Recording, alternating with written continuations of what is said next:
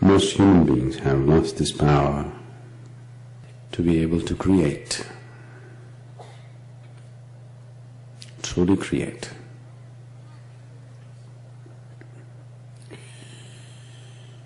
Because mind has become listless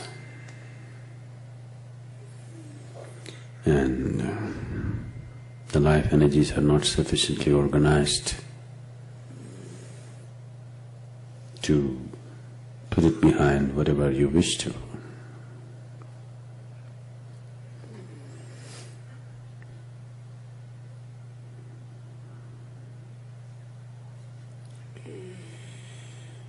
The whole science of Tantra Yoga is just this. I know in this part of the world, if I utter the word Tantra, people are thinking about acrobatic sexuality. It's truly a sacrilege that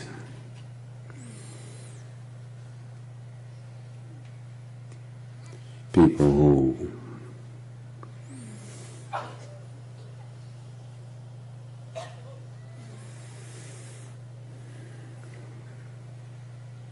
generally visit India for a month or two at the most become experts in Tantra and write books about it.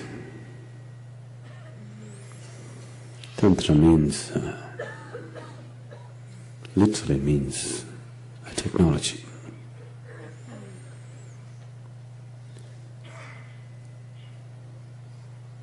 Technology means, technology is for creating what you want.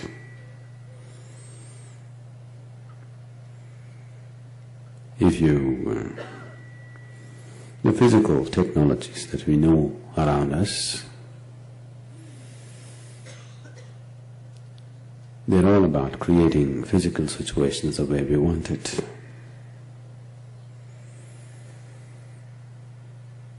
And when human minds try to create what they want,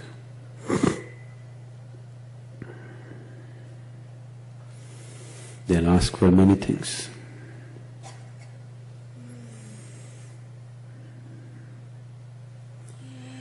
Most of the time, you would be fortunate if your prayers are not answered. Yes.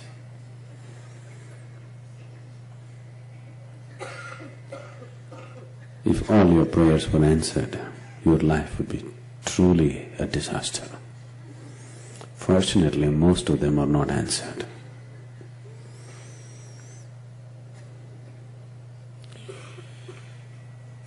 So Tantra does not believe in creating what you want in terms of the physical existence around you, but is focused on what is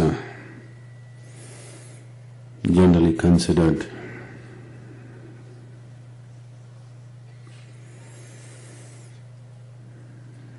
maybe you would call it paranormal, in creating forms and identities which will function way beyond your own intelligence. So Tantra essentially focused on creating a mind higher than myself, making an intelligence beyond my present capabilities to become available.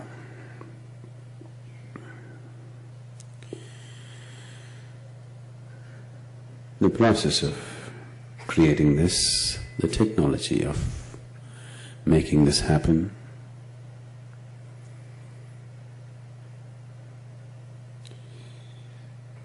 was what was known as tantric methods. In yoga, it is known as Tantra Yoga.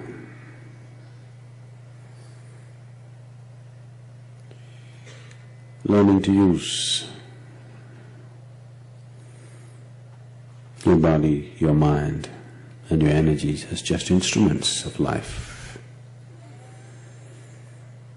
so that it becomes available to a much higher possibility, an intelligence which is way beyond human capabilities. This fundamentally involves two basic steps. One is to have the ability to vividly create what you want in your mind, every detail of it, to be able to keep your personality traits out of this imagination, which takes a certain amount of training and dispassion about yourself. That is, you don't think much of yourself. If you think too much of yourself, even if you go into the restroom, there you have to write your name. 2 minutes to pee and come. There people have to leave their names. Have you seen?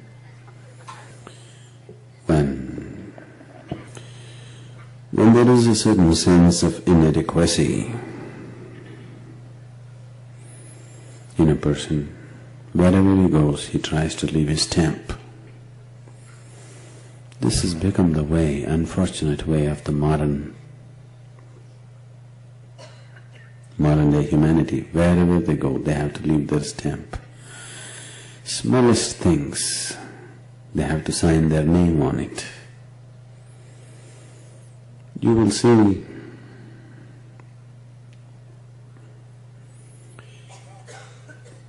in the Eastern cultures this was considered an absolute sacrilege, trying to leave your name on something. But these days they're also in the bathrooms, they're writing. The greatest temples that were built, masterpieces of art, nobody will know who is the master builder. His name is never there. That's one thing he will not do, put his name on it. Oh, this was built at this time, everything they know. Maybe the king who funded the temple, his name will be known. But the artist, the man who created it, his name will not be anywhere. This may seem very unfair for a Western mind. A man who did such a job, his name should have been established. But the man who created it is made such a way that he would be absolutely insulted if his name was put on a temple. So if one wants to have this capability of being able to create, truly able to create as Creator did,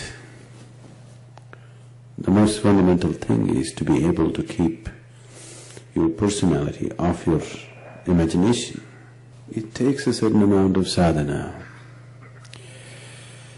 It takes a certain amount of preparation for a person to be like this, that he can extensively use his mind without imposing his personality upon it.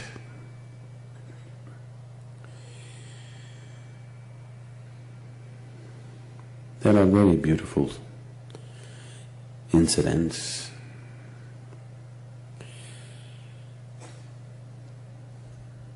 There was a South Indian sage, his name was Pusalar. The king in the town built a huge Shiva temple. It took many, many years to build this temple. And the next day was the opening ceremony for his temple, which was his lifetime's ambition.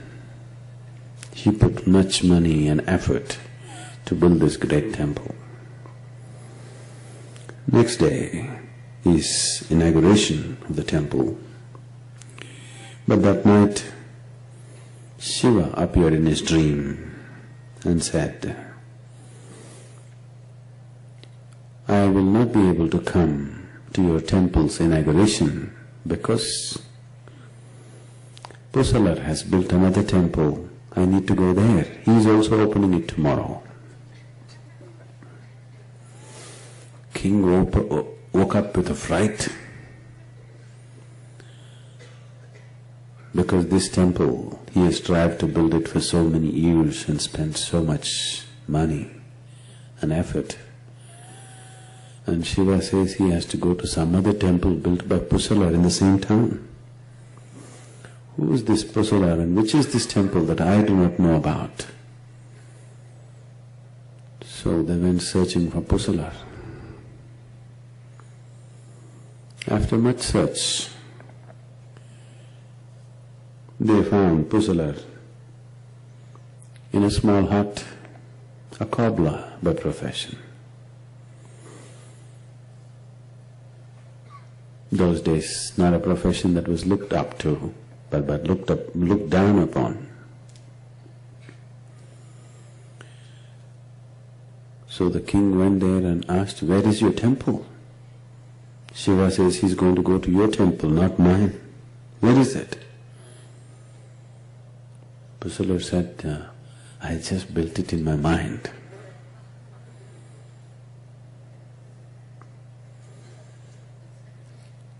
Every brick, every stone, he slowly built it, taking many years. And that is more of a reality than what you build with stone and brick. Once you build this, there is another step of empowering it with life energies, infusing it with life energies, so that it becomes a live process by itself. The tantric traditions in India have a variety of gods, especially goddesses.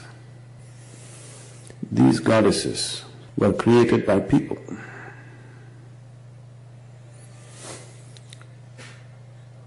They actually created and infused life into them, that they became live forces. And even today, with certain access code if you have, you can call forth these goddesses, they become a living reality. There is a whole science and a tradition which evolved out of this science of how to make a god. The tantric traditions acquired mastery over these things. And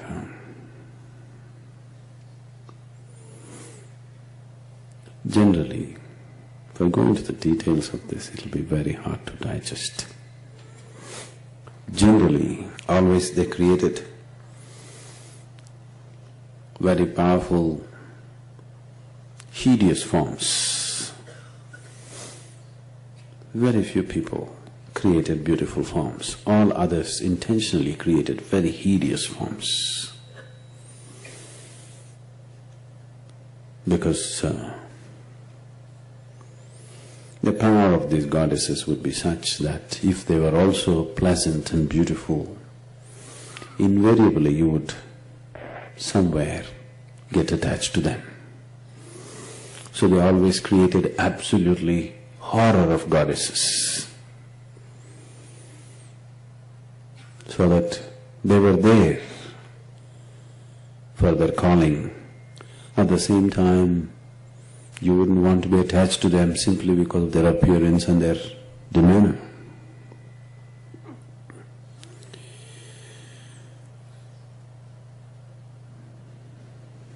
When I was just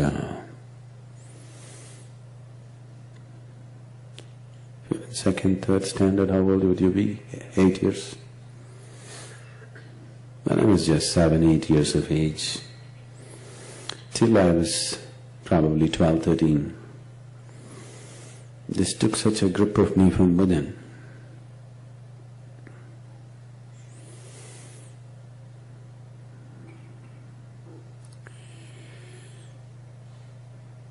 There was another boy who was about 2 years or a year younger to me. He was my cousin brother. They came from a village, so he was sent to our family where my father is supposed to be a very strict taskmaster, so they thought the boy will study better here than there. So they sent this boy to study with us. He was just a year younger to me. I always would climb to the third floor terrace where there was no staircase, where nobody can reach me. Only I have the access. Nobody else can climb there. I just built a whole world of my own. Another world. In every detail, in minutest detail. It's very difficult for people to understand this. Suppose I want to create a flower, I went cell by cell.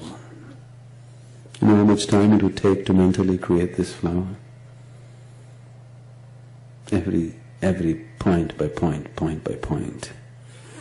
Like this I created a whole world of my own. If I just sat like this for 4 hours, 5 hours, 6 hours, unknowing I just sat building it by piece by piece, piece by piece, piece by piece. It became such a reality. Nobody else had entry into my world. I lived in my own thing. But this boy who was in the house, sometimes I took him on a tour.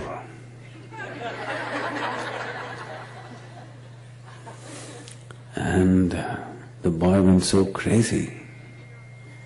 He got so attached to me.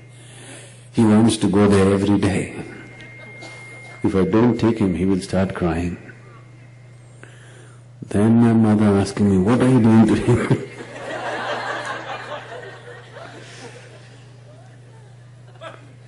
He wants to go there every day, otherwise he'll just freak out on me. If one has the necessary stability to remove his person from the activity that he does,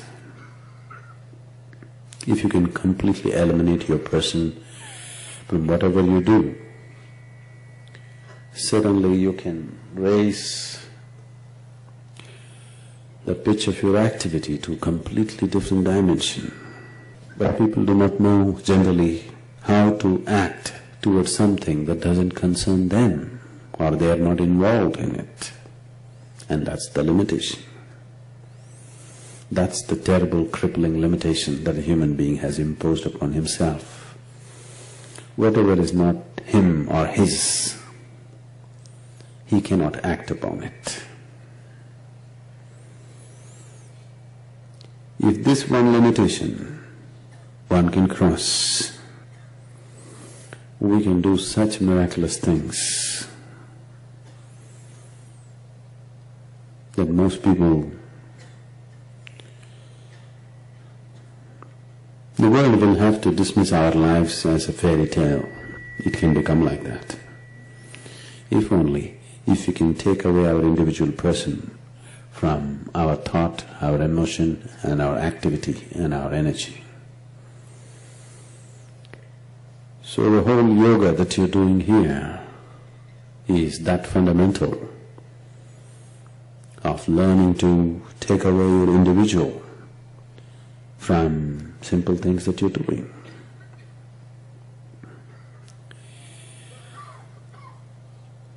A very deep reverse of what I'm talking has happened, especially here in this part of the world. It's always about you. It's always about you.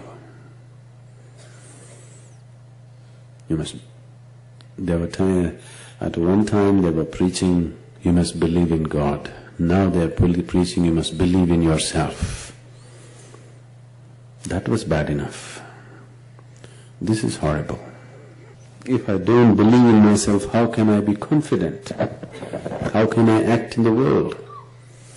If I do not build my self-esteem, how can I operate in the world? Right now, the very air that you breathe is doing such complex functions, isn't it? Isn't it so? Is it doing such complex functions to keep this one alive right now? The very air that you breathe. Does it have any self-esteem? If it had, it would go into your lungs and tickle you and do something else with you.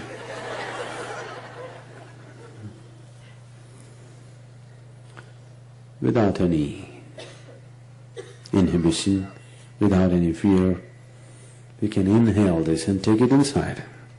There any one person here whom you can take inside with total confidence? Because you don't know what they'll do once they get inside. Isn't it? Because the individual identification has become so strong that it has completely dislocated the human being from his original nature.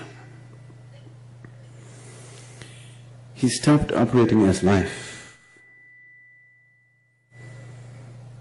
If he operates as life, and just life alone, his capabilities are immense, and his capabilities no more need to be limited to what is contained within his physical form, because he has access to everything.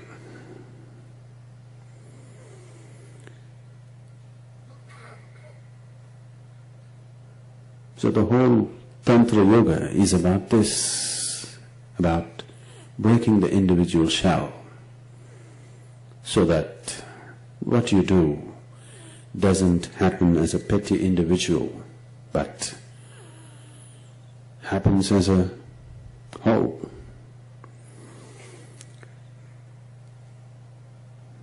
There are various methods to bring into one's life to see that the individuality does not become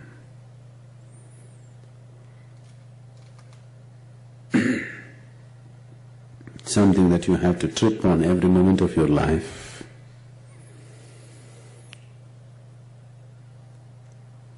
It does not become a concrete block around your feet, that it doesn't let you move anywhere beyond the limitations that you have set for yourself.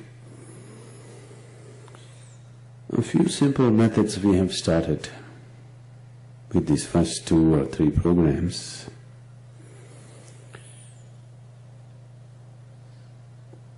But if we want to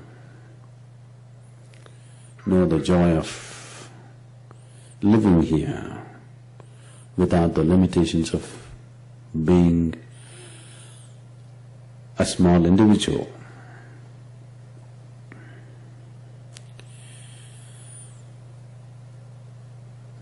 then we have to do something more active. I think you must look at yourself very carefully, because the children are picking up everything rapidly and they'll exaggerate everything that you're doing. So, one foremost thing is, at least make yourself in such a way that you would like to be. Somebody may not approve, it doesn't matter. At least you made yourself in such a way that you like the way you are. Gurus… No, women will not make good gurus, nor will men make good gurus. Unless you know how to be beyond the two, you can't be this. If you're a man or a woman, if you're stuck with your gender, then there's no chance of being a guru, because you're looking at the mechanics of life in a completely different way. You're just looking at life as life. All the problems on the planet is simply because everybody has their own mission. And these missions are creating variety of conflict. If all of us sit here without any mission, mission means an assumed position of importance and agenda, individual agenda.